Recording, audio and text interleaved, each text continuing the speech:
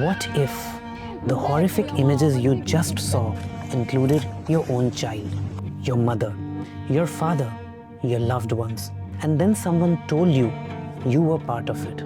You helped make it happen.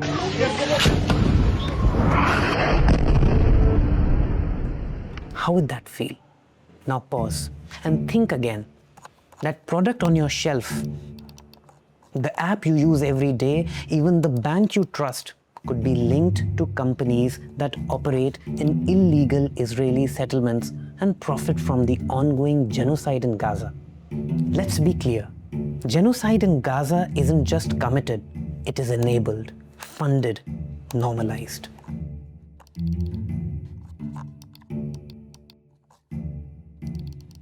For over 20 months, Israel has relentlessly bombed and blockaded Gaza, killing more than 61,000 Palestinians, many of them women and children. Since 2023, it has also demolished nearly 3,000 Palestinian structures, displacing over 6,500 people from their homes. The government says the homes were built without permits and are therefore illegal. But the villagers say their requests for permits have always been denied. And yet, it continues. Why? Several factors play a role, from geopolitical interests to the persistence of settler colonial ideology. The U.S. will take over the Gaza Strip, a beautiful area with homes and safety, and they can live out their lives in peace and harmony instead of having to go back and do it again. But there's one driving force that is often overlooked. As UN rapporteur Francesca Albanese says, Israel's genocide continues because it is profitable. In the past 20 months, while the Israeli army, and accompanied by settlers, was devastating Palestinian lives and landscapes, the Tel Aviv Stock Exchange soared by 213%, amassing over 220 billion in market gains. And this isn't new. The Holocaust had IG Farben. The Atlantic slave trade had the Royal African Company. The colonization of India had the East India Company, and the Rwanda genocide had French arms and hate radio. And today, in Palestine, the story continues. US tech giants like IBM, Microsoft, Amazon, Google and Palantir are providing the tools to track, monitor and target Palestinians. Construction companies such as Caterpillar, Volvo and HD Hyundai are supplying the machines used to demolish Palestinian homes and expand illegal settlements in the occupied West Bank. Tourism firms like Booking.com and Airbnb are profiting by listing rental properties in those very settlements.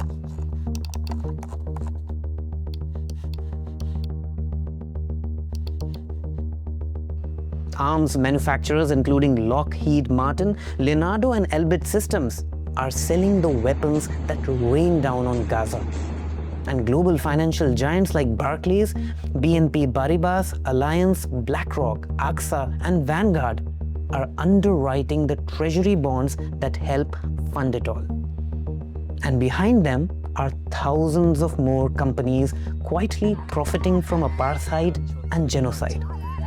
And all this is not speculation. It's documented in a 2025 UN Human Rights Report by UN Special Rapporteur Francesca Albanese, which calls it what it is, an economy of genocide. And so there have been people and organizations that have profited from the violence, the killing, the maiming, the destruction in Gaza and in other parts of the occupied Palestinian territory. Francesca is an Italian legal scholar and human rights expert. She was appointed as the UN Special Rapporteur on the occupied Palestinian territories on May 1, 2022 for a 3-year term, which was later renewed for another 3 years. She is also the first woman ever to hold this position and has been openly critical of Israel's occupation of the Palestinian territories, consistently highlighting violations of international law and calling for accountability. The situation in the occupied Palestinian territory is apocalyptic. In Gaza, people continue to endure suffering beyond imagination. Israel is responsible for one of the cruelest genocides in modern history. This 2025 UN Human Rights Report doesn't just list companies, it exposes an entire system. A system where tech firms, arm manufacturers, real estate giants, and global financial institutions don't just survive through conflict, they profit from it. It revealed a transition from economy of occupation to an economy of genocide. This report clearly highlights that genocide isn't a byproduct of war. It's often a mechanism of capital accumulation. Now, take a closer look at the companies named in the UN report. Most or all of them are based in Western countries, the same powers that preach human rights day in and day out. It's not just about a few unethical corporations, it's about the governments behind them, giving them the green light to operate. Because in today's world, corporations don't run billion-dollar deals in occupied territories without state approval. And in the middle of this, you might be surprised by the role of Indian companies.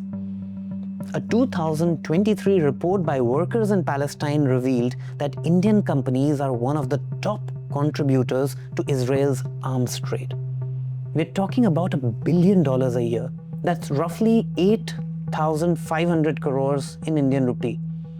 The report identified 19 companies involved in this trade, including big names like Adani Advanced Systems, Tata Advanced Systems, and state-owned giants like Bharat Electronics and Hindustan Aeronautics Limited. And just the Adani Group alone has exported $143 million worth in military goods. Its joint venture with Israel's Elbit Systems manufactures Hermes 900 drones, machines of death that fill the skies over Gaza, built right here in India. And even though Reliance isn't named in that report, its ties with Israel are deep.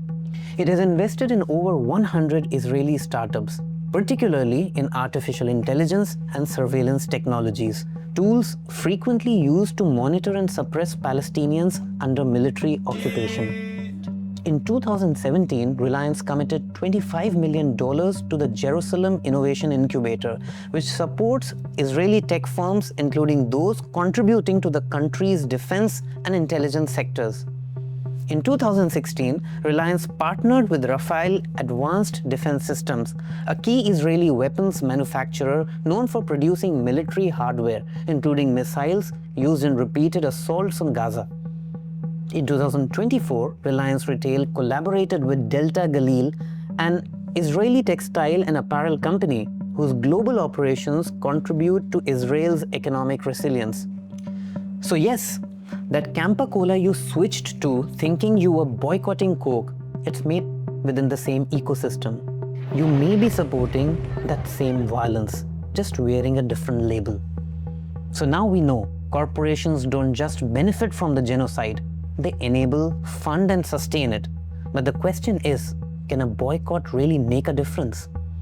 To answer that, let's look at history. The very word boycott comes from Ireland in 1880, when tenant farmers protesting high rents and evictions refused to work with British landlord Charles Boycott. He was socially and economically isolated, and within weeks forced to leave. That simple act of economic isolation became a global tool for justice. In India, the Swadeshi movement mobilized millions to boycott British goods, crippling colonial profits and sparking self-reliance, laying the foundation for India's freedom struggle. And in South Africa in 1948, the global anti-apartheid boycott was a game changer. Governments, universities, artists, and consumers around the world refused to support the apartheid.